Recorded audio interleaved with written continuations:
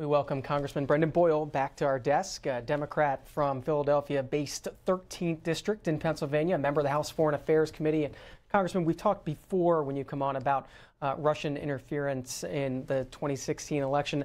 I wonder your thoughts this week as you're reading the president's Twitter feed to see the president going after Bob Mueller and his team directly for the first time.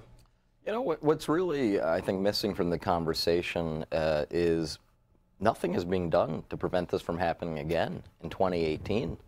I'm from Pennsylvania, one of the states that we now know operatives of the Russian government attempted to hack into our election system. Pennsylvania, we don't even have paper ballots. So if someone were, whether it's the Russians or anyone else, were to hack into our election system, we'd be highly vulnerable.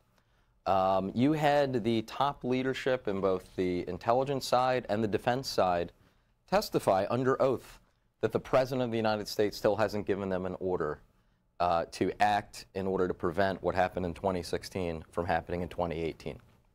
All 16 of our intelligence agencies have concluded that there was Russian interference in this past election. And, of course, it was designed to benefit one candidate over the other. By the way, there's no guarantee in the future the Russian interference will always help the Republican candidate. I think that their motive more than anything else is to sow division in our society. If we just let this go on, then what kind of a democracy do we have? And for those on the other side of the aisle that might want to go slow in this investigation, remember, come 2020, come 2024, the shoe might be on the other foot. So it's important that we work together as Americans to, of course, find out what happened in 2016, but also to prevent it for 2018 and 2020, and that is sorely lacking. So what piece of legislation is out there that you think can get some support to move forward on this topic? Well, there are a few different examples. So for one, I happen to be co-sponsor of a number of pieces of legislation that would mandate that we have a paper ballot trail. Now, this is obviously once we get to the voting.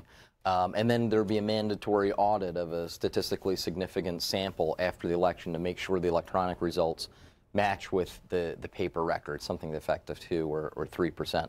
So that's just one example. Another is making sure that we have disclosure of ads that are online. That was obviously a real problem in 2016. The president uses this term fake news.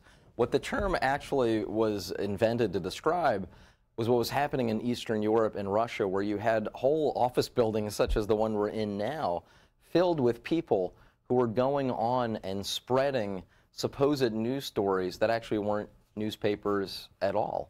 Again, just to sow division. So off the top of my head, those are two quick examples of legislation that we need. There are, of course, others as we move forward, especially in my view as it relates to campaign financing. Speaking of elections, I wonder your take as a Foreign Affairs Committee member of President Putin's 76.7% victory in his re-election effort on Sunday. You know, I'm sure he was really sweating it out, just like I sweat out election nights. You know, it's a complete farce. Obviously, and very sadly, there is no democracy in Russia. We look back now in the 1990s and that brief period when they had it. Putin has gone about systematically destroying democracy in Russia. And it's not just, you saw some video evidence of ballot stuffing. That's actually one, I believe, relatively small part of the overall effort.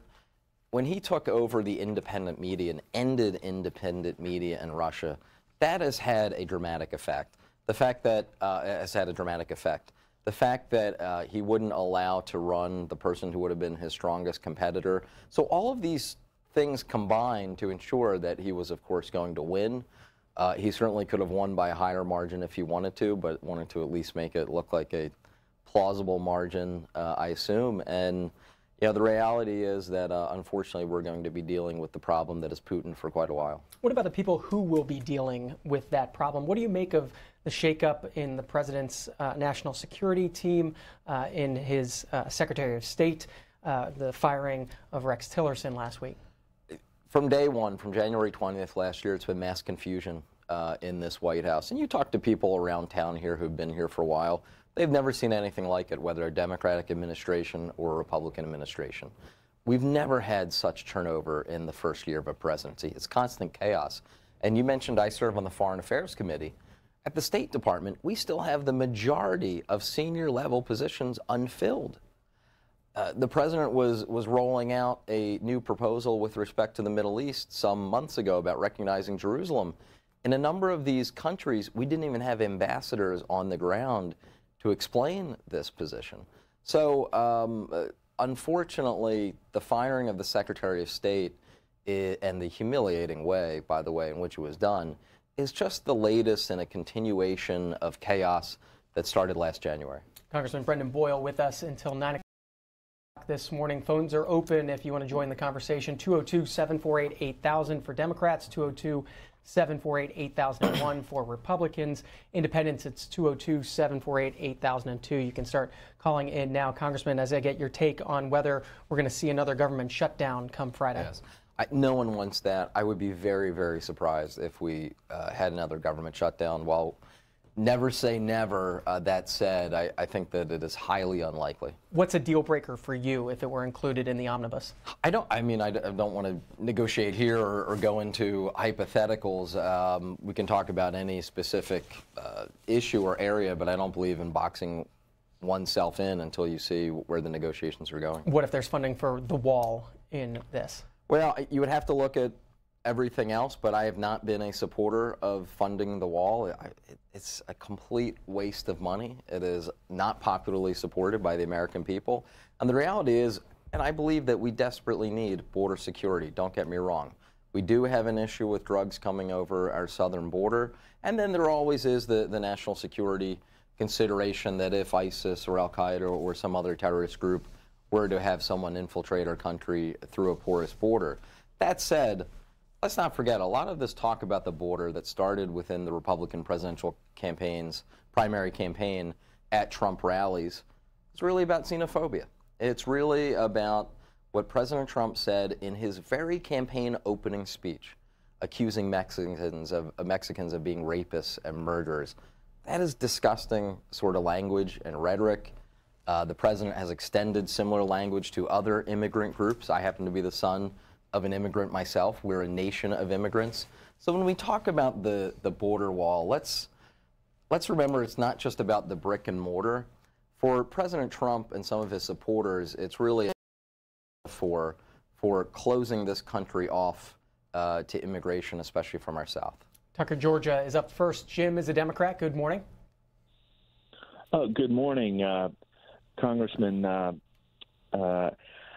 I heard you say, that Putin does not like democracy and all of this, and I don't think Russia was ever intended to be a democracy when they were, when they went through their revolution in 17, I guess. There was no mention of democracy like our country. So, I mean, Russia's a completely different country. So I don't know why you would think that, Putin has to live in a democracy. And we don't. So if you listen to, if you know the Pledge of Allegiance, it's, we pledge allegiance to the flag and to the republic for which it stands, not the democracy for which it stands. Congressman. Well, first, what I was referring to in terms of democracy wasn't Russia in 1917. It was actually 1990, 1991, the time of the fall of the Berlin Wall. On Christmas Day in the early 1990s, I think it was 91, when the Soviet Union officially ceased to exist, all of us in the West were very optimistic and hopeful that now you would have democracy. And for a brief period in the 1990s, Russia did have a democracy. As far as the United States, I do believe that we have democracy here. It's an imperfect democracy. We're constantly doing the work of improving it.